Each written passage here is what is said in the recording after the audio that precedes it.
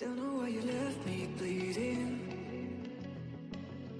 with a broken heart. Tell me if I deserve this feeling. Hello दोस्तों, आज हम बात करेंगे कि कुछ इम्पोर्टेंट क्वेश्चन जो हैं चिलर में, जो इंटरव्यू में पूछे जाते हैं, वो काफ़ी इम्पोर्टेंट होते हैं। वो चिलर से रिलेटेड आपको पूछा ही जाता है, तो उसके बारे में हम बात करेंगे कि वो कौन कौन से क्वेश्चन होते हैं। आप गल्फ़ या कहीं किसी भी कंट्री में जाते हैं तो ये सारे क्वेश्चन आपसे पूछे ही जाते हैं, ये इम्पोर्टेंट क्वेश्चन होते हैं। तो ये फिर हम इस क्वेश्चंस पे बात करते हैं। पहला क्वेश्चन है, व्हाट इज़ चिलर। देखिए, सुनने में तो ये बेसिक लगता है कि व्हाट इज़ चिलर, चिलर क्या है। चिलर के बारे में तो कोई बताता है, लेकिन एक टेक्निकल वे में भी बताना होता है। तो टेक्निकल वे में जब हम बात करेंगे तो ये एक मशीन होता है जो हीट रिमूव करता है फ्रॉम लिक्विड, मतलब कि लिक्विड से हीट रिमूव करता है। जैसे कि जो water cycle, chilled water cycle होता है, तो वो वाटर आता है एचयू से, तो वो उसका टेम्परेचर हाई होता है। हाई का मतलब कि 10 से 12 डिग्री सेंटीग्रेड होता है, तो उसके हीट को हमें रिमूव करना होता है।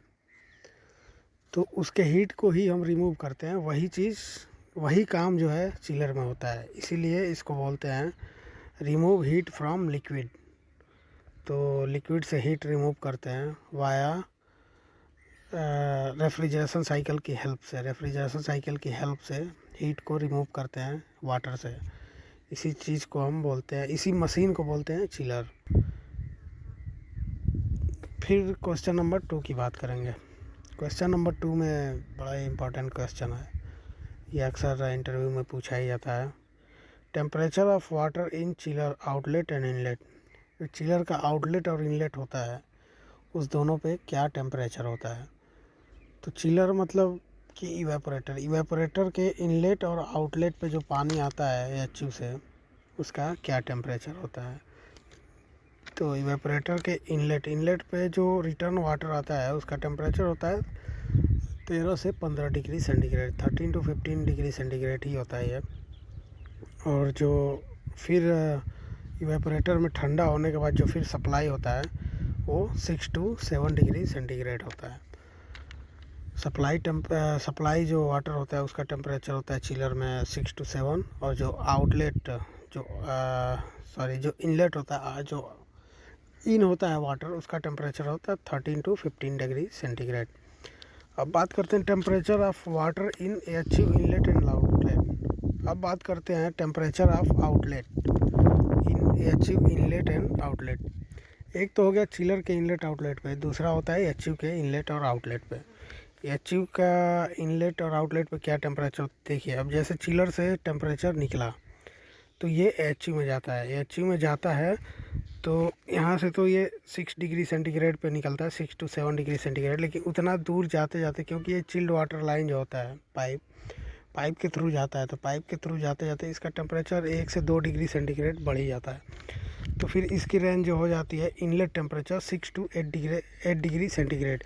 फिर ये एचयू में जाता है। एचयू में जाता है तो वहाँ पे रिटर्न एयर से फिर ये इसका टेम्परेचर बढ़ जाता है, इसकी टेम्परेचर हाई हो जाती है। तो ये फिर 10 टू 12 डिग्री सेंटीग्रेड पे फिर वहाँ एचयू से आउटलेट होता है।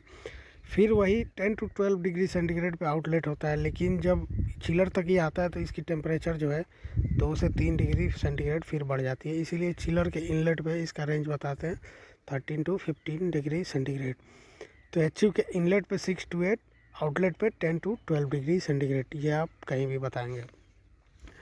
अब देखिए, चिलर में तो बहुत सारे सेफ्टी होते हैं। क्वेश्चन नंबर 4 इसी पे है, सेफ्टी डिवाइस इन चिलर। कौन कौन से सेफ्टी डिवाइस हम यूज करते हैं, तो अभी आपको बताते हैं। पहला होता है लो प्रेशर स्विच। क्या होता है, जब रेफ्रिजरेंट कम होता है, एम्बिएंट टेम्परेचर कम होती है, तो ये अलार्म आता है लो प्रेशर स्विच का।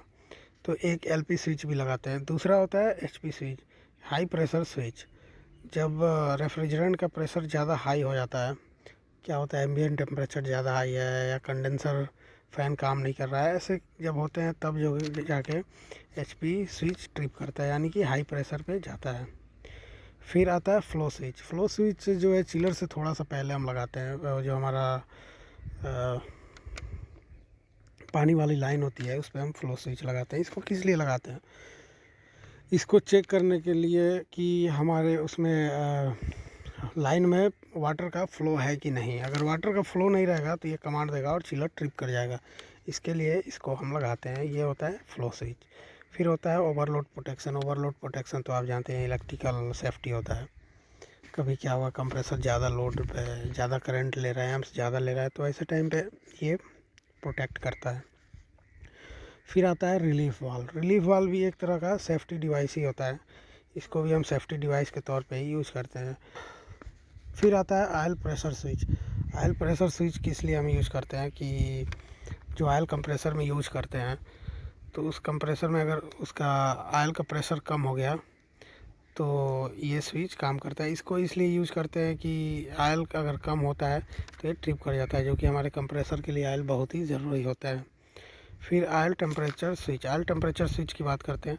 ऑयल टेम्परेचर अगर चिलर में हमने जैसे कि सेट पॉइंट दे दिया 40 डिग्री सेंटीग्रेड, तो 40 डिग्री सेंटीग्रेड से जब इसका टेम्परेचर कम होता है तो ये ट्रिप कर जाता है। इसको इसलिए ज़रूरत पड़ती है कि जो कंप्रेसर में हम ऑयल यूज़ करते हैं उसकी विस्कोसिटी जो होती है, उसका लुब्रिकेशन बहुत अच्छा जो है 40 डिग्री सेंटीग्रेड पे ही होता है।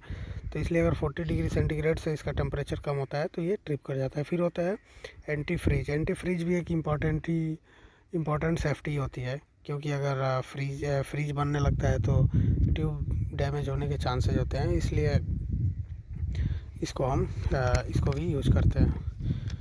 फिर कंडेंसर के बारे में अगला क्वेश्चन है, का 5वां question, what is condenser. Condenser के बारे में देखिए, ऐसे तो हमने बहुत कुछ सुना है। हमें कोई पूछेगा कंडेंसर में क्या होता है तो हम बता भी देंगे, लेकिन इसका एक टेक्निकल वर्ड में भी जानना बहुत ज़रूरी है।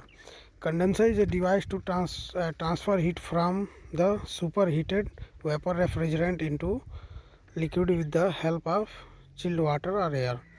देखिए कंडेंसर में क्या होता है। कंडेंसर में जो रेफ्रिजरेंट जाता है कंप्रेसर से वेपर फॉर्म में, वो वहाँ पे जाता है। उसको क्या है कि वो सुपर हीटेड होता है।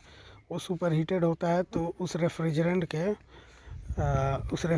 को लिक्विड फॉर्म में यहाँ कन्वर्ट किया जाता है। अगर वाटर कूल्ड चिलर है तो कूलिंग टावर के हेल्प से, एयर कूल्ड चिलर है तो कंडेंसर फैन लगा होता है, तो उसके हेल्प से इसको लिक्विड फॉर्म में कन्वर्ट किया जाता है। ये काम होता है कंडेंसर में। तो इसी चीज़ को हम बोलते हैं कंडेंसर। कोई भी हमें कंडेंसर के बारे में पूछेगा तो हम बोलेंगे सुपर हीटेड वेपर रेफ्रिजरेंट जो होता है उसको लिक्विड में कन्वर्ट करते हैं यहाँ पे चिल्ड वाटर के हेल्प से या एयर के हेल्प से। फिर अगला क्वेश्चन आता है, व्हाट आर इवेपोरेटर और cooling coil and types.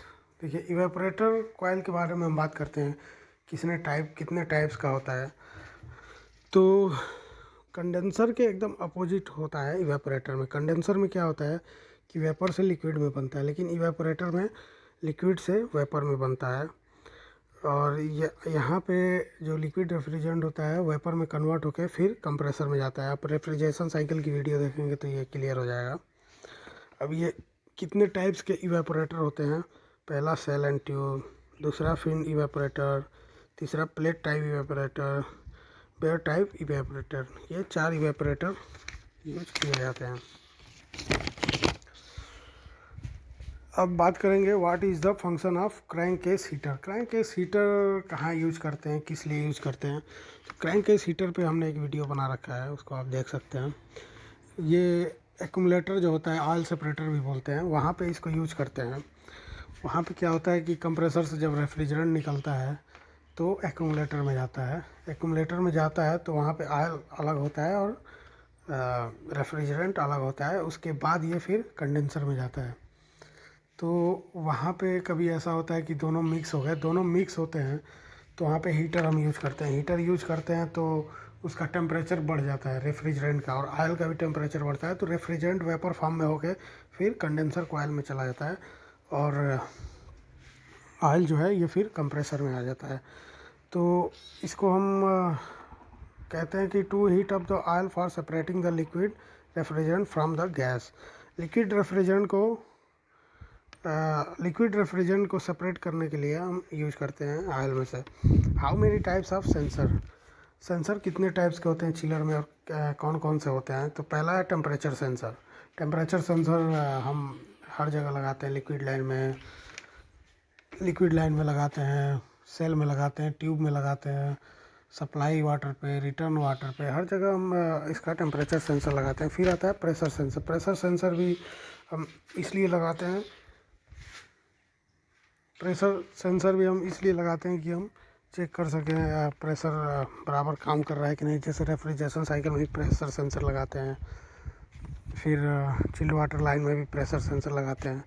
Chilled water inlet outlet पे भी सेंसर लगाते हैं। ऑयल सेंसर होता है, ऑयल सेंसर में ऑयल का टेम्परेचर, प्रेशर ये सब कुछ बताता है, उसका लेवल भी बताता है। तो इस तरह के ये सेंसर होते हैं।